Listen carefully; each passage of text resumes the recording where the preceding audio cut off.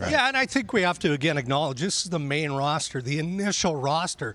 The changes that we're going to see between now and the group going to Italy with injury and otherwise, I mean, Scheifele has to be high on the list. Right. Sam Bennett, probably the first call. Maybe Connor Bedard is on that list. I mean, you can't have a 30-man roster. One name was missing and the hockey world noticed immediately. A generational star. A national icon in the making. Left off a roster that defines legacy. When Canada released its Olympic team, fans froze, analysts went silent, and headlines exploded. This was not an injury announcement. This was not a retirement. It was a decision, and the reason behind it changed everything. The announcement came quietly, but the reaction was immediate. When Team Canada revealed its men's hockey roster for the 2026 Winter Olympics, Connor Bedard was not listed among the selected players. The roster included several veteran NHL stars, including Connor McDavid, Sidney Crosby, and Nathan McKinnon. Bedard's absence stood out because of his production and status in the league during the current NHL season. At the time of the selection, Bedard was playing for the Chicago Blackhawks and ranked among the NHL's top scorers. He recorded 44 points in 31 games, including 19 goals and 25 assists, before sustaining an upper body injury in December. Despite missing games due to that injury, his scoring rate remained one of the highest in the league. His performance placed him tied for third in NHL scoring when the Olympic roster decision was finalized. Hockey Canada confirmed that the roster was limited to 25 players. General Manager Doug Armstrong addressed Bedard's exclusion shortly after the announcement. He stated that Bedard was right there until the last second, adding that the decision came down to difficult choices due to the depth of available talent. Armstrong emphasized that several elite players were left off the roster because of limited spots and positional balance. The Olympic tournament will mark the return of NHL players to the games for the first time since 2014. This raised expectations for star-heavy lineups across participating countries. Canada's roster leaned toward players with extensive international experience and established roles at the professional level. Veterans with Olympic and playoff history were prioritized in the final selection. Bedard addressed the decision publicly after returning to practice with the Blackhawks. He stated, "There's disappointment for sure," and added, "Everyone in Canada would want to be on that team." He also said, "They've got tough decisions to make, so obviously you respect that," and confirmed there were no hard feelings. His comments were made without criticism of Hockey Canada or the selection committee. At the time of the announcement, Bedard was recovering from a shoulder injury suffered on December 12th. He resumed limited practice activity in early January and was listed as day-to-day by his coach. While the injury did not rule him out long-term, it coincided with the roster selection period and factored into availability considerations. Hockey Canada confirmed that injury replacements could be named later if roster changes become necessary. Armstrong acknowledged that Bedard remains a potential replacement option depending on future circumstances. That detail kept his Olympic status unresolved and left the story far from finished. As the reaction continued to build, attention shifted from the roster itself to the reasoning behind it. Hockey Canada did not cite performance issues. Bedard's offensive numbers were not questioned. Instead, officials pointed to roster construction and timing. The final list required balance across positions, roles, and experience level. That balance shaped every decision made by the selection group. At the same time,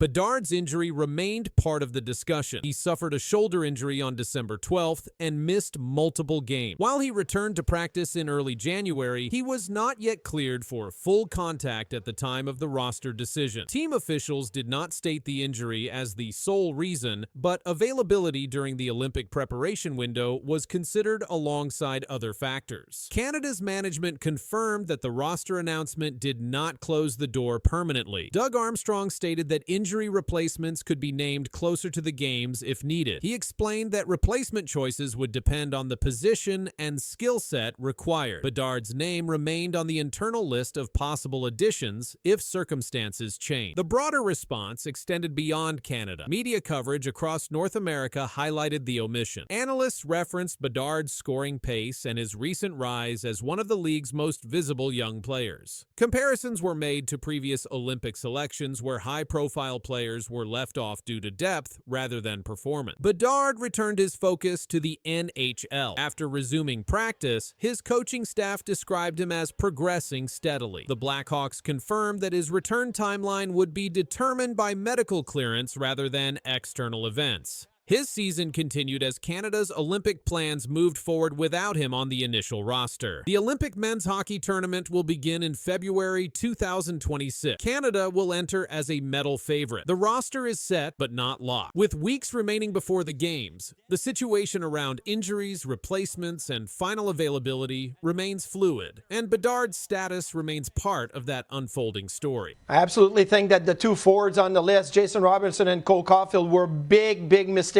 Cole Caufield spoke publicly after a major international decision, and his words moved fast through locker rooms, front offices, and media outlets. The timing mattered, the season mattered, and the response placed new attention on how the Canadiens play, how Caufield fits, and what the facts show right now. In early January 2026, the United States announced its men's hockey roster for the upcoming Winter Olympics in Milan Cortina. Cole Caufield was not selected. At the time of the announcement, Caufield had scored 20 goals in 40 NHL games during the 2025-26 season. His scoring pace placed him among the top American goal scorers in the league. Following the roster release, Caufield spoke with reporters in Montreal. His comments were published by multiple hockey news outlets. He addressed the decision directly and did not delay his response. "At the end of the day, I'm still going to cheer for the team regardless," Caufield said. "You want the best for those guys. If they don't pick you, you still want them to win to know that they picked the right team. At the end of the day, it's not the end of the world, and it's not going to stop me from competing." These remarks came during an active stretch of the Canadiens' regular season schedule. Montreal continued league play while the Olympic discussion developed. The team had recently completed a home game against the Carolina Hurricanes. Montreal won the game 7-5 after trailing 2-0 early. Caufield scored a goal during the comeback. The Hurricanes game took place on January 2nd, 2026. According to game reports, Montreal scored 5 unanswered goals during the second and third period. Caufield's goal contributed to the offensive turnaround that shifted the game's outcome. At this point in the season, Caufield remained one of Montreal's primary offensive players. His role included top-line minutes and power play time. His production represented a significant share of the Canadiens' total goals. Caufield's NHL contract also provides context. In June 2023, he signed an 8-year contract extension with Montreal. The deal carries an average annual value of approximately $7.85 million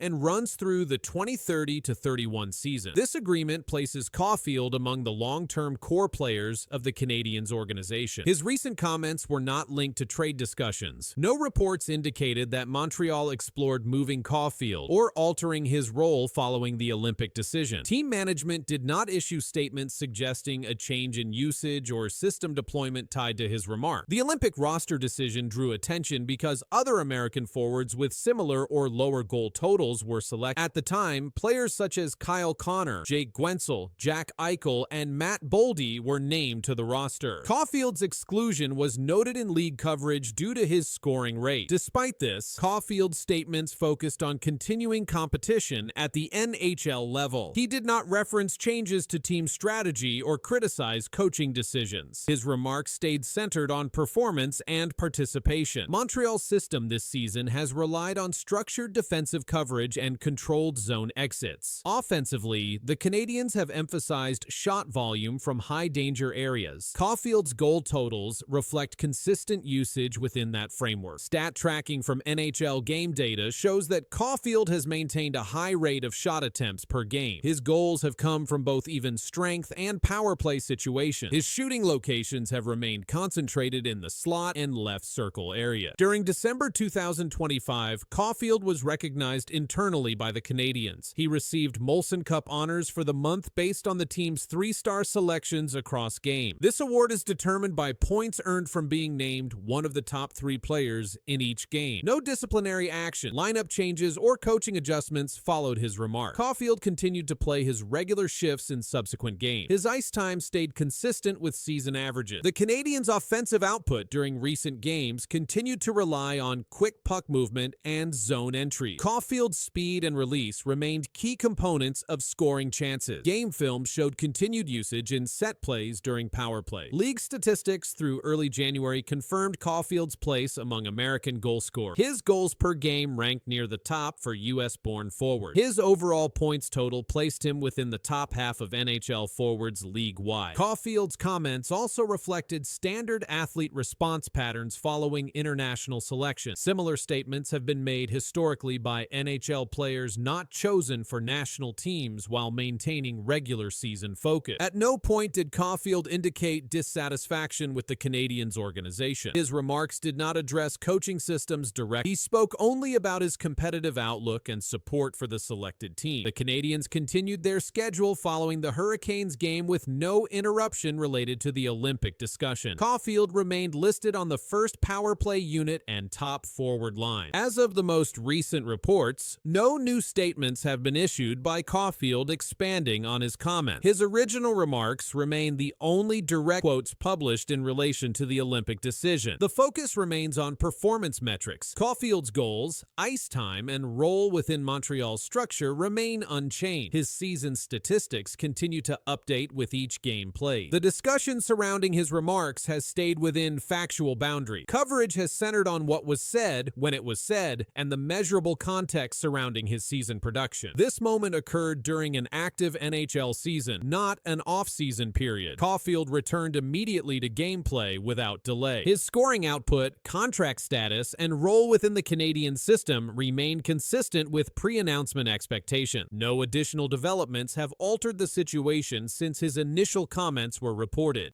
Do we get it perfect? Not necessarily, because sometimes you want matchup, you want the right flow for your players as well. So sometimes you're caught in between and you try to make a quick decision on the spot, and you're going to make mistakes at times. The Canadiens just made a move that no one expected. Their goalie rotation is not just a strategy anymore. It's a full-on shakeup. A rookie just stepped over the veteran, and it's changing how the team plays. This isn't a small decision. This is the kind of move that turns heads and flips locker rooms. Here's exactly what just happened. The Canadiens started the season with two main goalies, Sam Montembeault and Jacob Dobes. Montembeault was the older one, the trusted name. He played for the Canadiens before. Most people thought he would play the biggest games this season. But something different happened. Dobes, who is younger and new to the NHL, started playing. And he played well. Very well. In fact, his record was perfect. 6 wins, 0 losses. His goals against average was 1.97. His save percentage was .930. That means he was stopping almost every shot he faced. Coaches and fans started noticing fast. Montreal was winning games with Dobes in net.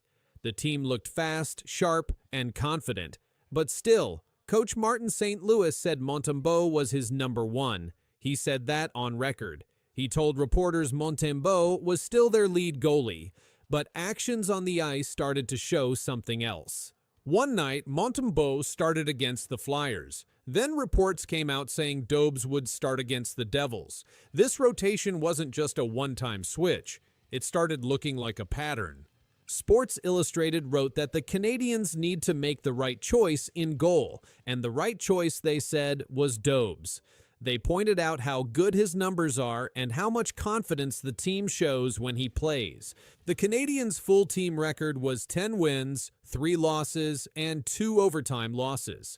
Out of those 10 wins, 6 came with Dobes in goal. That's a clear signal, and fans saw it too. Social media lit up with talks about the shift in net. Now, the Canadiens have a big question. Who is the real number one goalie? Montembeault may still have the coach's trust, but Dobes has the wins, the stats, and the pressure is building to keep him in net. The goalie change doesn't just affect one player, it affects the whole team. When a new goalie starts, the defense changes. Players have to learn how he moves, how he talks, and what kind of shots he handles best. The Canadiens now need to adjust quickly, because this change isn't small. It's a big moment for the season. Dobes has made it clear on the ice. He's calm, quick, and confident. He makes big saves look easy. players in front of him feel that. When the goalie plays strong, the whole team plays better. That's what's been happening. Montembeault, on the other hand, is not playing badly. He's just not standing out the way Dobes is. Some fans say it's not fair, that Montembeault didn't lose his spot, Dobes just stole it. But in hockey, it's not always about being fair, it's about results. And right now, Dobes is delivering. This kind of goalie change doesn't happen often. Usually, teams stick with one starter. But Montreal is different this year. They have a young goalie who's winning games, and a veteran who's trying to hold his ground. The coach now has a choice to make, and it's not easy. According to reports, the team plans to start Dobes again soon. That means the rotation may continue. 1 game for Montembeault, 1 for Dobes. But if Dobes keeps winning, the team may stop rotating. They may just ride the hot hand. Sports Illustrated said, "The Canadiens are pushing forward.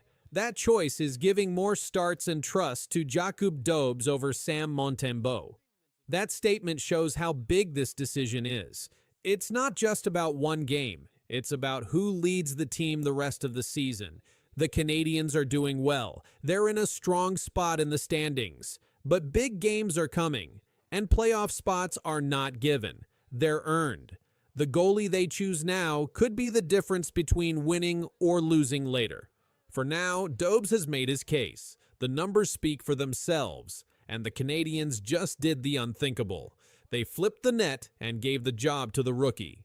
That would be Cole Caufield. So we saw on Tuesday, he scores the overtime winner. Here, he does one better. We'll get to the tying goal in just a second, but this overtime winner, this is the 10th OT winner of his career. This is just his 5th full season with the Montreal Canadiens, and he's already tied the franchise record in that department. Cole Caufield just made Montreal Canadiens history, something no other player has done in over 100 years. He broke a major record, led the league in goals for the month, and walked away with a trophy. But barely anyone talked about it. No headline takeover, no breaking news banner. Just another quiet page added to hockey history by one of the NHL's youngest stars. Big hit, puck loose. Archibald desperately trying to get possession. With 6 seconds, here they come again. Down low, 2-on-1. Ahead, score! Caufield did it.